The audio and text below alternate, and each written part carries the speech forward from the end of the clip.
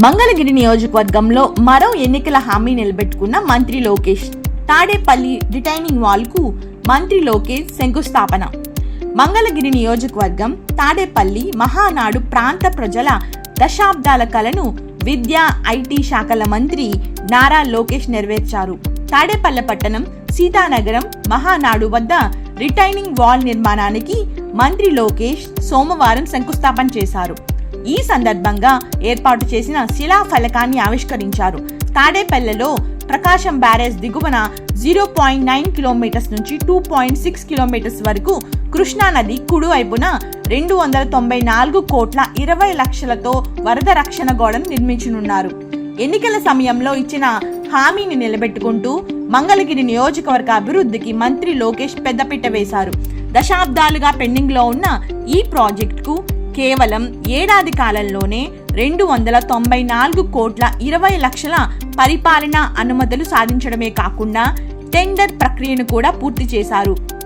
భవిష్యత్తులో భారీ వరదలు దృష్టిలో పెట్టుకుని 15 లక్షల క్యూసెక్ల ప్రవాహాన్ని సైతం తట్టుకునేలా పటిష్టమైన డిజైనింగ్ తో రిటైనింగ్ వాల్ నిర్మించనున్నారు. కేవలం సాధారణ గోడ కాకుండా భూమి లోపల 26 నుంచి 38 కిలోమీటర్ల లోతు వరకు 1920 ఫైల్స్ వేసి ఫైల్ రాఫ్ట్ ని సాంకేతికతతో భూకంపాలను నీటి ఉధృతిని తట్టుకునేలా నిర్మించనున్నారు.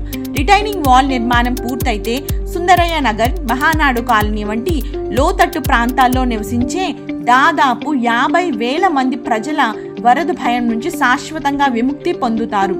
అమరావతి రాజధాని పరిధిలోని కీలక ప్రాంతాలకు జాతీయ రహదారి 65కు రక్షణగా రిటైనింగ్ వాల్ నిల్వనుంది.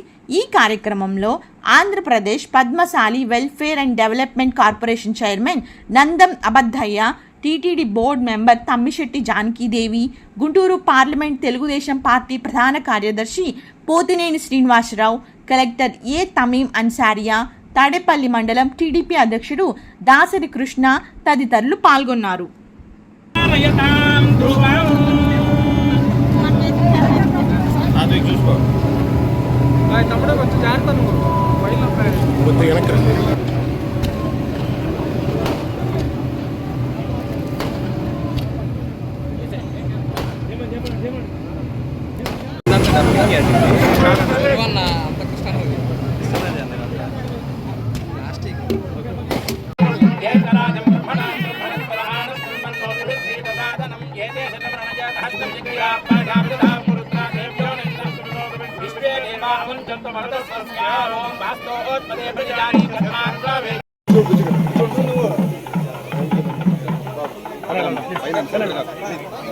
Gracias.